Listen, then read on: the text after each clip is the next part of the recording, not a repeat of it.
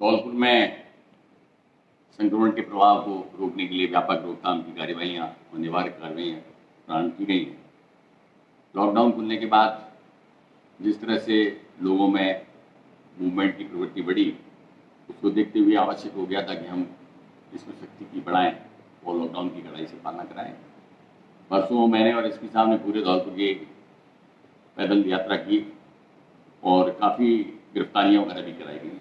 बहुत सारे लोग मास्क बिना पहने और अनावश्यक घूमते हुए पाए।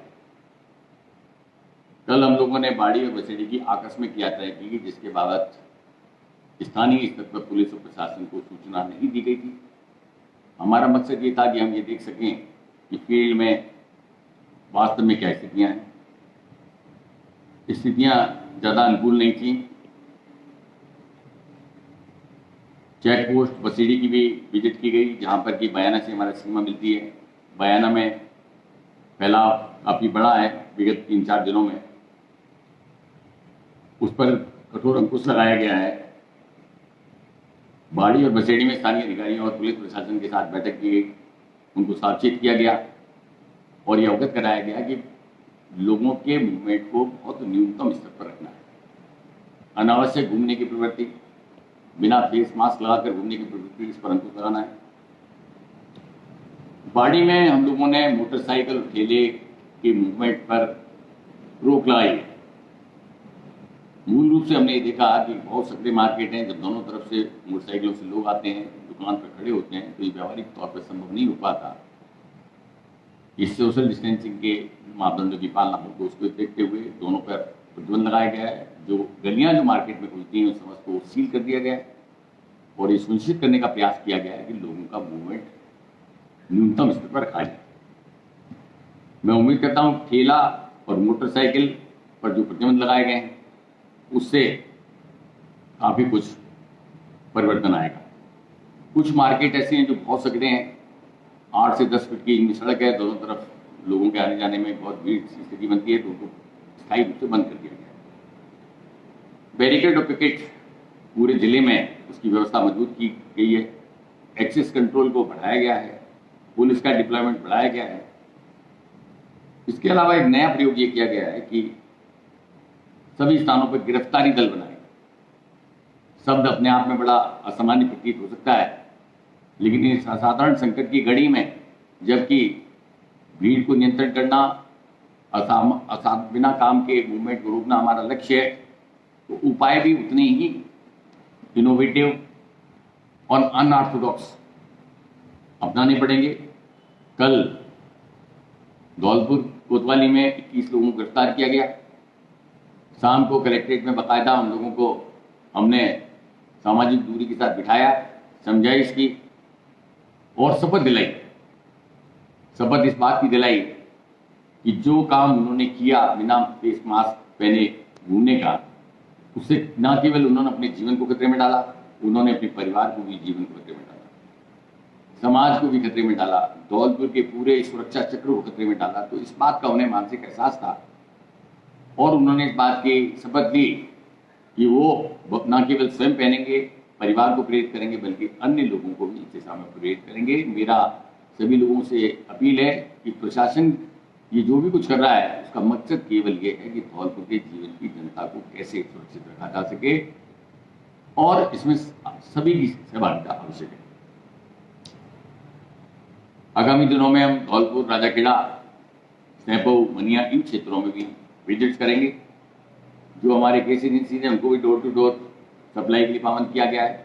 सैंपऊ में एक गैस एजेंसी के संचालक को गिरफ्तार किया गया था। स्थानीय स्तर पर भी कल मनिया के पास वहाँ रहने वाली का जो गैस संचालक है, उनको पाबंद किया गया है। अगर उन्होंने अपने व्यवहार में सुधार नहीं किया तो जो भी कठोरतम कार्रवाई होगी वो लेने में हम लोग नहीं हिचकेंगे। पर इसके साथ साथ अर्थव्यवस्था को पटरी पर लाने के उद्देश्य से लॉकडाउन के नियमों में जो कुछ परिवर्तन किए गए, उसको सुनिश्चित कराने के लिए कुछ कदम भी उठाए गए। हमारा प्रयास है कि जो इंडस्ट्रीज हैं, विशेष रूप से ग्रामीण क्षेत्र में, उनको आरंभ कराया जाए। कुछ उद्योग ऐसे हैं, कास्टिंग एक उद्योग है, दूसरे उद्योग हैं जिसमें कि मैन पावर आगरा, मुरैना से आती है। सरकार ने प्रतिबंध लगा रखा है कि उनको हम यहाँ आने की इजाज़त नहीं दे सकते। इंटर स्टेट मूवमेंट, एक राज्य से दूसरे राज्य में आना जाना, एक जिले से दूसरे जिले में जाना, तो इस पर रोक है, तो उसमें थोड़ी हमें दिक्कत आ रही है। क्योंकि लॉकडाउन के कड़े नियमों के कारण आय और रोजगार के अवसर प्रभावित हुए हैं, तो हमने नरेगा की व्यापक कार्य योजना तैयार की थी। मुझे बताते हुए खुशी है, करीब 7,000 से अधिक मानव दिवस सृजित करने के काम स्वीकृत किए गए हैं। हमारे लक्ष्य से 50,000 मानव दिवस तक ले जाना है। इससे 1 करोड़ रुपए प्रतिदिन के हिसाब से उनको मजदूरी मिलेगी यदि हम 50,000 के सीमा तक से ले जाते हैं, और आम जनता को बहुत राहत मिलेगी। ग्रामीण क्षेत्र के मार्केट भी इससे पनपेंगे। इसी प्रकार स्वच्छ भारत मिशन में लॉकडाउन के कारण जो ठहराव आया था, उसमें जो व्यक्तिगत शौचालय बनने हैं और जिसमें 12,000 रुपए की सहायता राशि सरकार की तरफ से इंसेंटिव के रूप में दी जाती है, उसके 10,000 अपूर्ण कार्यों को पूर्ण। इसके अलावा ये भी अवगत कराया गया, कुछ लोग उनके पास सैनिटरी फिटिंग्स नहीं है, सीमेंट की कमी है, उनकी दुकानों को खोलने के लिए भी हमने आदेश दिए।